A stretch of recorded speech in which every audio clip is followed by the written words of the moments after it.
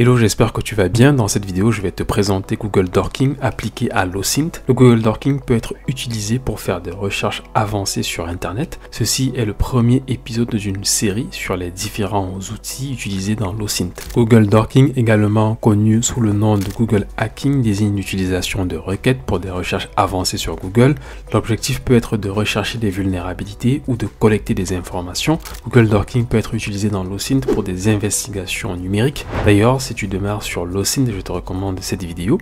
Je mettrai le lien dans la description. En deux mots, l'OSINT ou Open Source Intelligence désigne la collecte, l'analyse et l'exploitation de données accessibles au public provenant de sources ouvertes telles que les réseaux sociaux, les sites web, les forums en ligne, les bases de données gouvernementales, etc.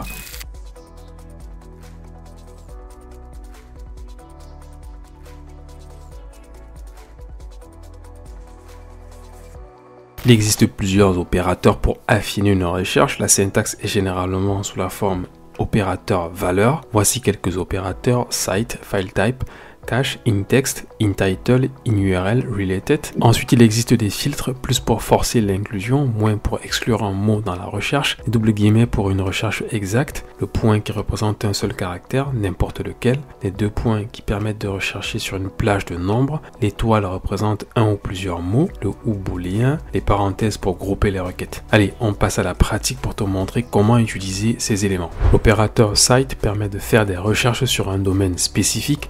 Les résultats sont forcément liés au domaine que tu vas préciser après les deux points. Ici, je recherche toutes les pages liées au domaine ferrari.com. Tu peux constater que les 202 000 résultats contiennent uniquement ferrari.com. Pour diminuer le nombre de résultats, je vais rechercher toutes les pages de ferrari.com qui mentionnent Enzo Ferrari. Les double guillemets permettent de rechercher exactement les mots Enzo et Ferrari. Tu peux constater qu'on est passé à 15 700 résultats et que tous ces résultats contiennent les mots Enzo et Ferrari. File type permet de rechercher les extensions spécifiques de fichiers. Tu peux aussi utiliser EXT. Dans cet exemple, je recherche sur ferrari.com des fichiers PDF. On obtient 2710 résultats. Si je clique sur n'importe quel résultat, c'est un fichier PDF qui s'ouvre. Si je remplace file type par EXT, j'obtiens aussi 2710 résultats. Je peux reprendre la recherche sur Enzo Ferrari et filtrer sur des fichiers PDF uniquement. Sans le filtre PDF, on a 15 700 résultats. Puis avec le filtre PDF, on est passé à 113 résultats. Et bien évidemment, les fichiers PDF contiennent des mots Enzo et Ferrari. Je vais ouvrir deux fichiers dans la liste. Ces fichiers contiennent les mots recherchés.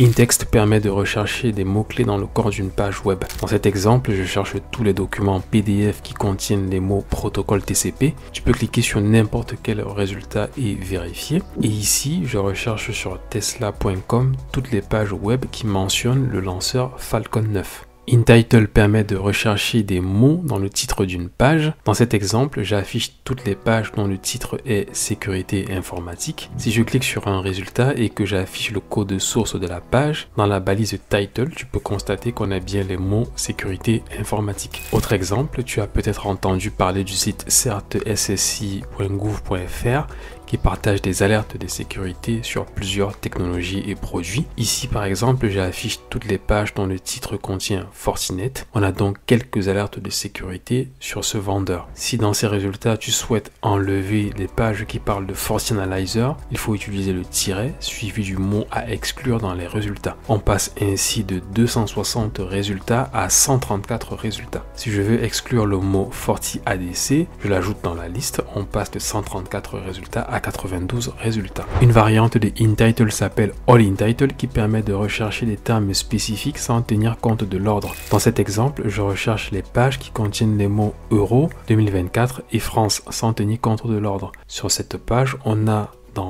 France Euro 2024. Ici, c'est Euro 2024 France. Et là, c'est France Euro 2024. In-URL permet de rechercher des mots-clés dans l'URL ou l'adresse d'un site web. Ici, je cherche des sites qui ont .com dans le domaine et dont l'URL contient CVE 2022 1388. Si je clique sur les deux premiers résultats, sur chaque page, tu peux constater que l'URL contient CVE 2022 1388. Deuxième exemple, je recherche des URL qui contiennent FTP. J'exclus de ces URL HTTP ou HTTPS. Ensuite, je récupère uniquement les documents documents PDF qui contiennent les mots sécurité informatique. Il y a un autre filtre qui n'est pas mal, 2 points, utilisé généralement sur des nombres pour préciser un intervalle. Donc dans cet exemple, je vais également chercher des pages qui contiennent 2021, 2022 ou 2023. L'équivalent de all in title pour les URL, c'est all in URL. C'est le même principe qu'all in title présenté précédemment. Dans cet exemple, je cherche les URL qui contiennent les mots livre, sécurité et informatique sans tenir compte de l'ordre. Si je clique sur deux résultats dans l'URL, tu peux constater qu'on a les